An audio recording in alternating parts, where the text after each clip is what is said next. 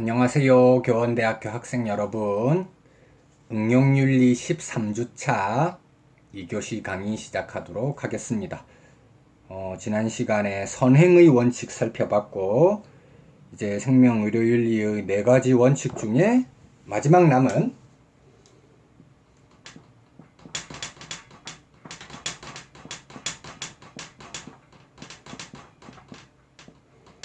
정의의 원칙 살펴보도록 하겠습니다. 우리가 통상적으로 이야기하는 정의에 대한 그런 이해, 이것과 크게 거리가 멀지 않습니다. 그래서 그 내용 그대로 생각하시면 좋을 것 같고요. 제가 교사 되기 위해서 임용 공부를 하던 그 시절, 정말 까마득한 옛날이네요. 그때 마이클 샌들이 우리나라에서 정의란 무엇인가 라고 하는 책이 번역이 돼가지고, 그 인문학적인 그런 내용 담긴 어떻게 보면 전문 도서죠? 그게 그렇게 베스트셀러로 많이 팔린 경우가 드물거든요. 굉장히 많이 팔렸죠. 근데 보통 사람들이 완독하기는 조금 어려웠다 이렇게 이야기하는데 저는 그때 아마 제 기억에 삼수하고 있던 중이었어요. 임용 삼수하던 중에 엄청 더운 여름에 나왔거든요. 그래서 그래도 전공자인데 이건 읽어줘야지 하면서 3일 만에 다 읽었던 것 같아요. 우리 전공자 입장에서 볼 때는 평이하게 써져 있습니다. 아, 굉장히 쉽게 썼네. 술술 잘 넘어가죠. 거기서 보면 이제 대체적으로 정의 중에서도 분배적 정의의 그런 내용들 3가지가 다루어져 있죠.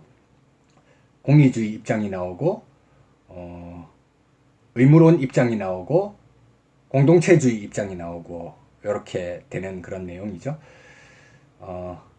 샌들 같은 경우는 그 롤스 방식의 자유주의 약간 비판하면서 공동체주의 이야기하니까 그런 흐름으로 써져 있어서 결국 미덕을 강조하는 방식으로 쓰여져 있는 그런 책이거든요. 저희가 이제 생명의료윤리 안에서 정의의 문제를 다룰 때도 기본적으로는 분배적 정의와 관련이 되어 있는 측면이 큽니다.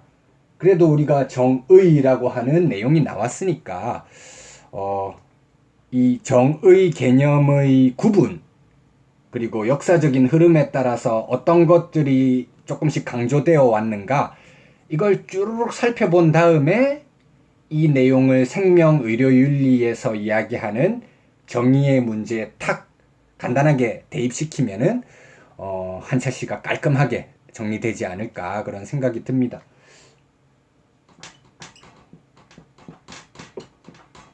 마이클 샌들 책 이름도 저스티스였죠. 우리나라 말로 정의란 무엇인가 이렇게 화두를 던지는 형태로 번역이 됐고 실제 샌들이 강의할 때도 그렇게 질문 던지고 학생들이랑 대답 주고 받는 형태로 잘 진행을 했었다고 하죠. 제목이 번역은 잘 된 것 같습니다. 분배적 정의 넘어가기 전에 기본적으로 우리가 정의라고 할 때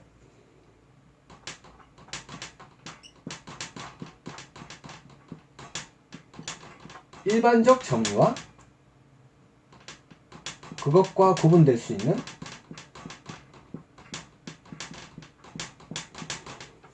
특수적 정의 이렇게 이야기하죠. 일반적 정의 그리고 특수적 정의. 일반적 정의라고 하면 우리가 정의라고 하는 말 플라톤이 국가론에서도 정의 잘 나오잖아요. 지혜, 용기, 절제가 잘 조화를 이룬 것. 정의로운 국가, 정의로운 사회. 일반적인 의미에서 공정한 것.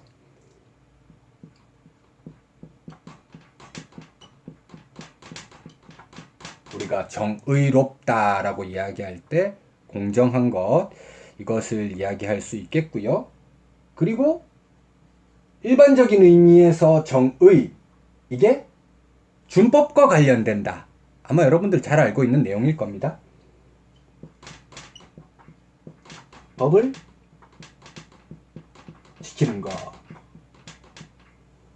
공정한 것과 법을 지키는 것.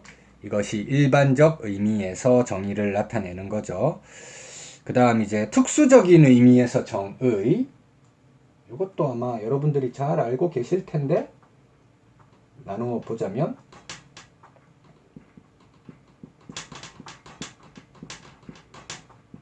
교정적 정의와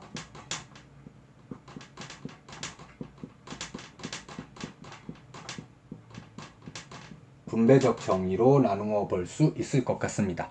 아마 아리스토텔레스의 니코마코스 윤리학 원전을 보면서 열심히 공부한 학생이라고 한다면 요 구분 낯설지 않을 겁니다. 교정적 정의, 처벌과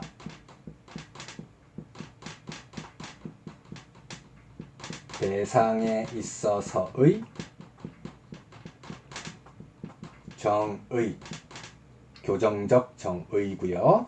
그 다음 분배적 정의. 아리스토텔레스 입장에서 한번 생각해 보겠습니다. 아리스토텔레스가 이야기하는 분배적 정의. 각자의 가치에 비례해서 같은 것은 같게, 다른 것은 다르게 나누어 주는 것이 곧 정의로운 것이다. 각자의 가치에 비례해서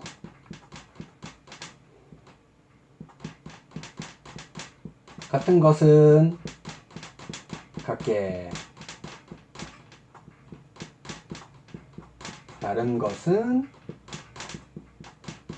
다르게 나누어 주는 것, 사회에서 가치 있는 재화 이런 것을 어떻게 나누어 가질 것인가, 이와 관련되는 정의에 대한 논의라고 말할 수 있을 것 같습니다. 각자가 추구하고 있는 비례의 방식이 조금씩 다르죠. 교정적 정의, 어떤 비례를 따르고 있습니까? 맞습니다. 산술적 비례를 따르고요. 분배적 정의는 어떤 비례를 따르나요? 그렇습니다.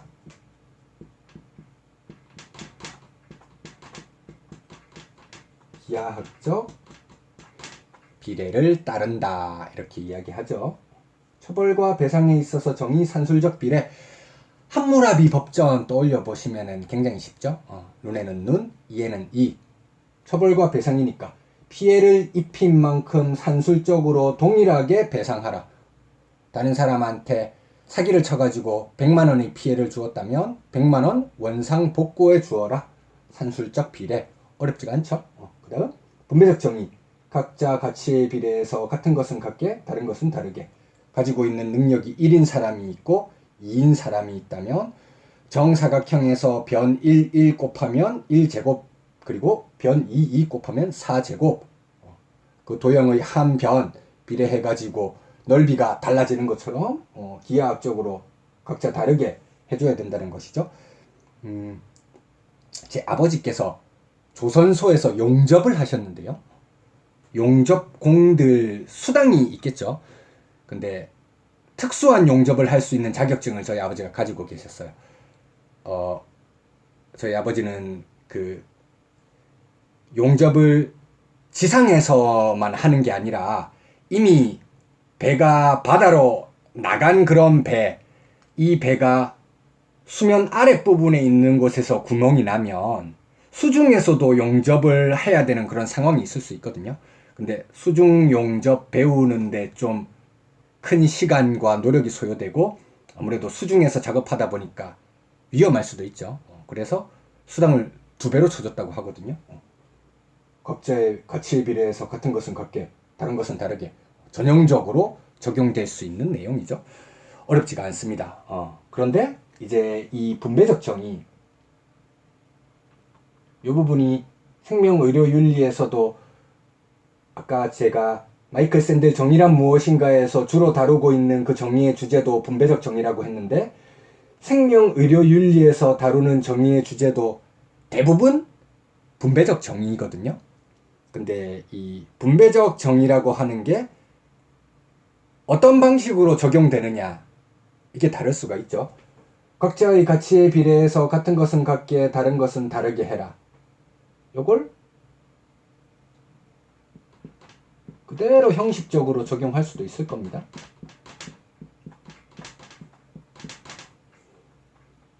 근데 이런 형식적 정의가 여러 가지 문제를 불러일으켰었죠. 특히 우리나라도 지금 이제 본격적인 다문화 사회로 거의 돌입했다고 이렇게 평가가 되고 있는데, 서구에서는 이런 다문화 사회 우리보다 조금 더 일찍 경험을 했잖아요. 그래서 유색 인종에 대해 가지고 좀 대학이라든지 고등교육 기관에 입학하는 거를 불허하는 그런 경우들도 있었어요. 뭐 성별에 따라서 다르게 하기도 하고요. 그 당시에 여러 가지 판례들 보면 초기 판례들은 같은 것은 같게 다른 것은 다르게 대우한다는 이 정의의 원칙에 따라서 이 학교의 학칙은 문제가 없기 때문에 이 학생, 유색인종 학생이 이 학교 입학하려고 했는데 입학 허가가 승인되지 않은 거, 이것은 위법하다고 볼 수 없다. 이런 방식으로 판례가 나온 경우도 있습니다.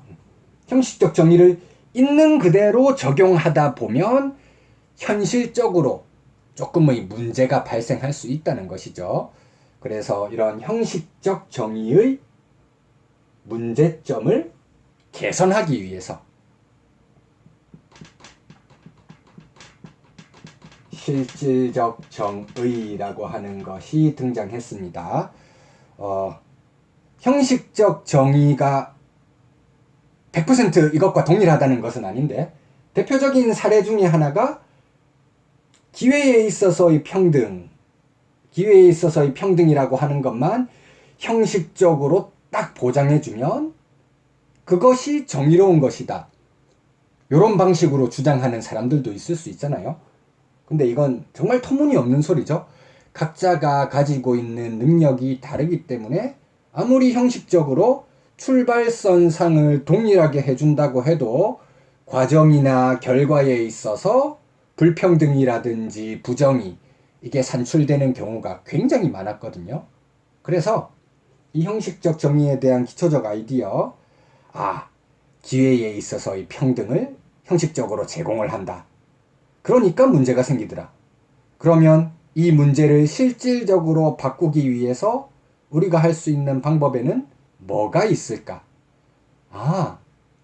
결과를 조정하기 위해서 노력하면 되겠구나. 그래서 실질적 정의 중에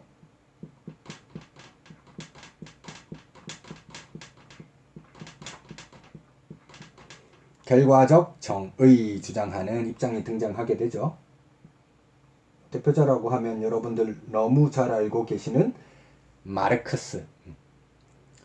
아마 제가 요나스 하면서 베이컨적 이상, 이게 과학기술 시대의 위기를 가져왔고 이 베이컨적 이상의 집행자가 마르크스주의이다 이야기하면서 마르크스에 대해서 일부 언급을 했었던 것 같습니다. 마르크스는 역사 발전 5단계설 이것을 주장한다고 했었죠.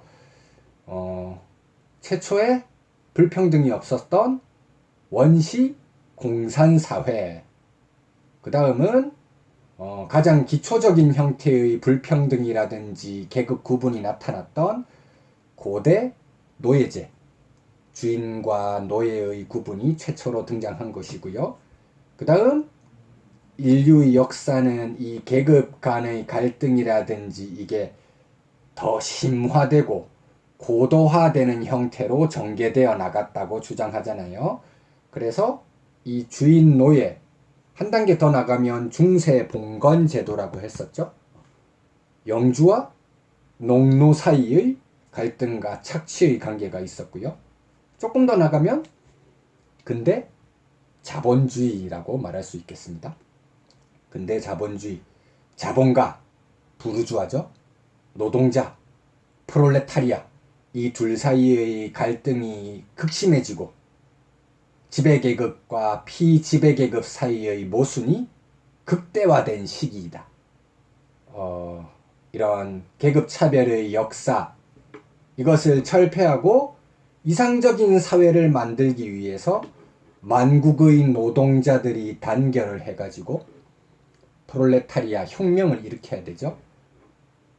그래서 프롤레타리아 독재를 통해 가지고 부르주아를 잠시 억누르고 자본주의 시기에 있었던 여러 가지 모순들을 조금씩 없애나가는 과도기적 단계로서 사회주의 시기. 근데 자본주의가 4단계라고 한다면 사회주의 시기는 4.5단계 정도 되겠네요. 그렇게 해서 사회주의 시기에서 자본주의의 모순들, 잔재들을 조금씩 없애나가고 나면 역사 발전의 최종적인 5단계, 궁극적인 이상사회인 공산주의 시기가 도래할 것이다. 공산주의 시기가 도래하면 이제 더 이상 계급의 구분, 그리고 불평등의 원인이 되었던 사유재산, 그리고 지배계급의 이익을 대변했던 국가, 이런 것들이 다 소멸되고 누구나 자신이 가지고 있는 능력에 따라 일하고 필요에 따라 분배받는 이상적인 사회가 도래할 거예요. 이게 마르크스의 아름다운 청사진이었죠. 정말 멋있는 이야기이긴 합니다. 마르크스가 생각할 때 인간이 가지고 있는 고유한 특성, 인간이 자아실현을 할 수 있을 만한 고유한 특성은 노동이라고 하는 특성인데 자기가 자신의 정체성을 담아가지고 여러 가지 물건들을 만들었는데 거기에 그냥 가격표를 딱 붙여가지고 시장에 내보내는 순간 더 이상 나의 정체성이 담긴 작품이 아닌 하나의 상품으로 전락해버리고 인간의 노동이라고 하는 자아 정체성 실현, 이 목적 자체도 사라져버리고 인간의 노동이 거대화된 자본주의 시스템 아래서 하나의 부품과 같이 전락해버리는 이런 비극적인 상황들 다 해결할 수 있는 아름다운 시기가 공산주의 시기에 도래할 것이다. 너무 아름다운 이야기죠. 하지만 아름다운데 실제로 실현되기는 어려웠던 것 같습니다. 현실에서 이 마르크스의 이론이 완벽하게 실현된 사례가 있느냐? 아마도 no라고 대답해야 될 것 같죠. 이 공산주의에서 능력에 따라 일하고 필요에 따라 분배받을 수 있다는 가정 자체가 자본주의가 고도로 발달한 시기에서 프롤레타리아 혁명이 일어나야 되거든요. 근데 실제 마르크스 이론을 따라가지고 이제 러시아 볼셰비키 혁명, 농업 국가에서 일어났죠. 그래서 이 자본이 충분히 축적되어 있지 않았다는 그런 문제들도 있고요. 실제 공산주의를 표방했었던 나라들 보면 대부분 근로 의욕이 저하된다거나 이렇게 해가지고 경제적으로 낙후되고 지금 공산주의를 전면에 내세우고 있는 나라는 지구상에 극히 굉장히 적은 나라만 남아있는 게 사실입니다. 흘러간 옛 노래처럼 되어버렸죠. 기회 보장하는 게 어려우니까 결과를 한번 손질해보자. 이게 안 된다면 기회에서 결과까지 나아가는 그 과정에 있어서 실질적인 정의를 도모해 볼 수 있지 않을까. 이게 이제 실질적 정의의 또 다른 노선이라고 할 수 있겠죠.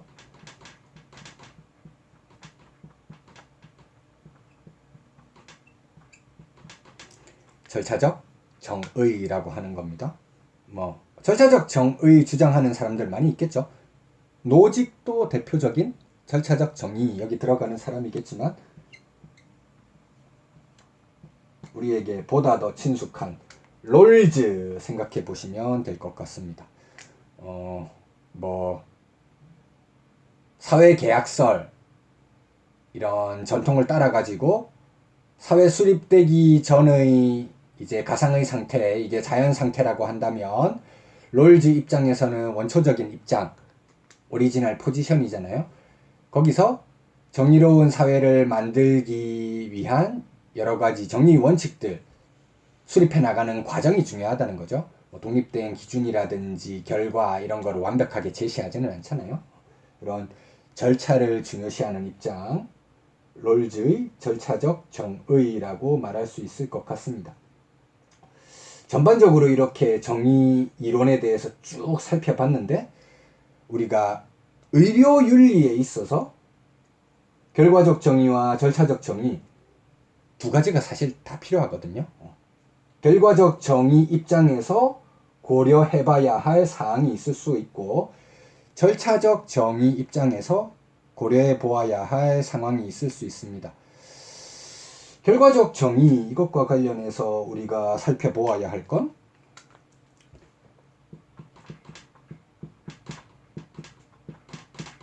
최소한의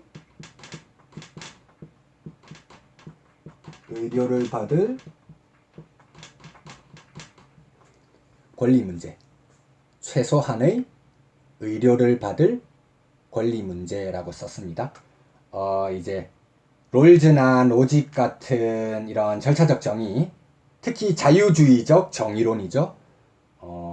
안에 있는 세부적인 항목은 여러 개로 나누어지지만 롤즈가 이야기하는 정의 원칙, 크게 묶어서 하나, 노직이 이야기하는 소유 권리로서의 정의 원칙, 뭐 그것도 세 개로 나누어지지만 크게 묶으면 하나, 이런 당일한 정의 이론 가지고는 공동체 안의 특수한 분배의 특성, 이것을 고려하기 어렵다. 복합평등으로서의 정의가 중요하다. 이렇게 주장하면서 나왔던 왈처 같은 사람들, 왈처가 특히 의료의 영역에서 필요에 따른 분배가 중요하다, 이렇게 강조하거든요. 결과적 정의, 최소한의 의료를 받을 권리,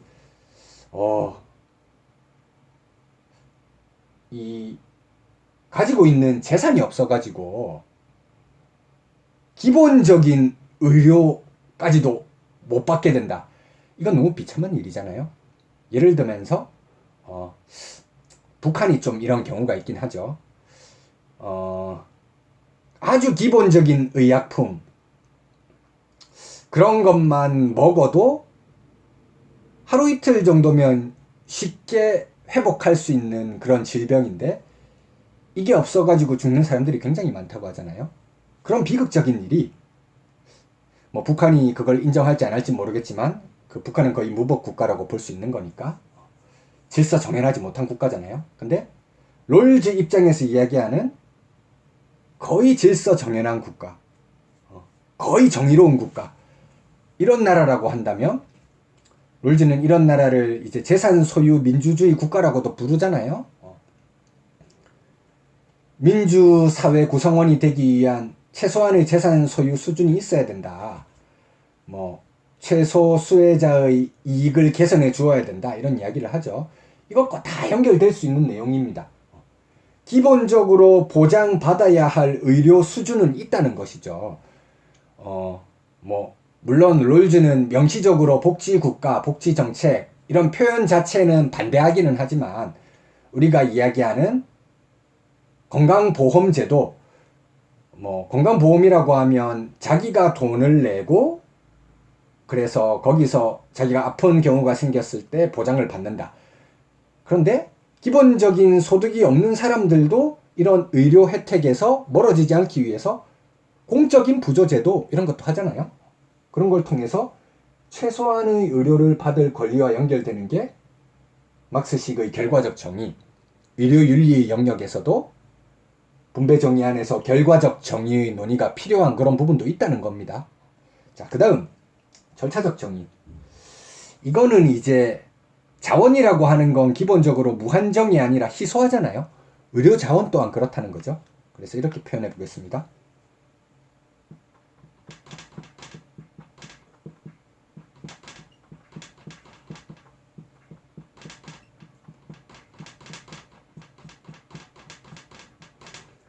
한정된 의료 자원 속에서 어떤 환자에게 의료 행위를 하는 것이 정의로운 것인가, 이것을 따지는 문제라고 할 수 있겠죠. 특히 이제 응급실에서 이게 극명하게 드러나죠. 응급실에서는 물론 환자가 오는 텀이 굉장히 길었다고 하면 먼저 오는 순서가 치료를 하는 순위가 될 수도 있겠습니다. 하지만 응급실이라고 하는 공간의 명칭에서 우리가 바로 느낄 수 있는 것처럼 심각한 상황에 있는 환자한테 우선순위가 갈 수 있겠죠. 응급실에서 이제 나름대로 거기에 있는 의료진들이 의료 행위를 하는 순서로서 정해져 있는 절차라든지 기준이 있을 겁니다. 그리고 또 많이 이야기가 되는 게 이제 한정되어 있는 의료 자원, 사람의 몸을 자원으로 표현할 수 있는 경우도 있죠. 장기 이식과 관련되는 문제이죠. 장기 이식과 관련해서 어떤 사람들에게 이 장기 혜택이 돌아가게 하는 게 정의로울 것이냐. 그 안에도 다양한 기준들이 있을 겁니다. 얼마나 오래 기다렸느냐. 이것도 중요하겠죠. 오래 기다렸다는 것은 이 환자가 생존할 수 있는 기간이 줄어들고 있다는 그런 이야기이기도 하니까요. 그 다음 얼마나 유전적 이 사람과 신체적으로 적합한가. 장기 이식이라고 하는 건 이식 받았을 때 이상작용이 일어날 수도 있으니까 단순히 오래 기다렸다고 해서 맞지도 않는 장기를 줬을 때 부작용이 일어난다. 이런 것도 다 고려해 봐야 되는 거니까요. 그런 차원에서 한정된 의료 자원을 어떻게 배분할 것인가와 관련된 문제, 이것도 절차적 정의라고 할 수 있겠습니다. 제가 이번 주에 지난주네요. 저희 애가 이제 6살인데 새벽 2시, 3시 이 정도에 구토를 하면서 심한 복통을 호소해가지고 인근에 있는 병원 응급실들에 다 전화를 걸었어요. 요런 증상이 있는데 6세 소아가 지금 응급실 갈 수 있겠느냐. 한 3군데 정도 걸었는데 다 우리는 안 된다고 하더라고요.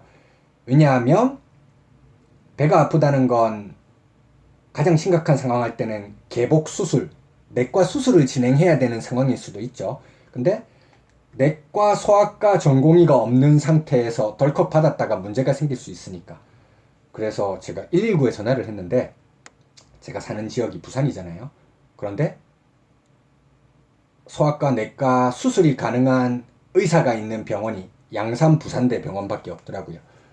그래서 119에서 전화를 돌리다가 수술까지는 아니고 이제 약물 투여를 해가지고 통증을 완화시키는 정도로 응급처치를 해줄 수 있는 병원이 있는데 그 병원 응급실이라도 가겠습니까? 이렇게 구급대원이 물어보길래 그 정도면 될 것 같습니다 해서 한 30분 정도 뺑뺑 돌다가 겨우겨우 응급실 간 적이 있거든요.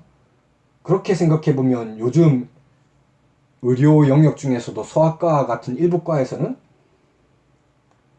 희소한 자원이라는 것 자체가 아니라 광역시급인데도 아예 수술할 수 있는 의사가 없는, 분배 자체가 안 되는 그런 상황도 있더라고요. 요즘 의료 상황이 이 정도이다. 제가 실제 체감할 수 있는 계기였습니다. 그런 걸 보면 이 분배적 정의 실현을 위해서 지금 의대 정원을 좀 급격하게 늘리려고 하고 있잖아요. 이것도 의료 영역에서 분배적 정의 실현을 위해서 반드시 필요하다. 제가 어린 아이를 가지고 있는 소아과 진료가 필요한 이 부모 입장에서 분배적 정의 생각해서 조금 직접 경험했었던 그런 일이기도 합니다. 자, 정의의 원칙까지 살펴보았고요. 이제 세 번째 시간은 예고해 드렸던 대로 생명의료윤리 관련한 사례가 될 수 있을 만한 영상을 보시겠고요. 이제 다음 주에는 정보통신윤리, 특히 인공지능과 관련해서 한번 또 강의를 진행해 보도록 하겠습니다.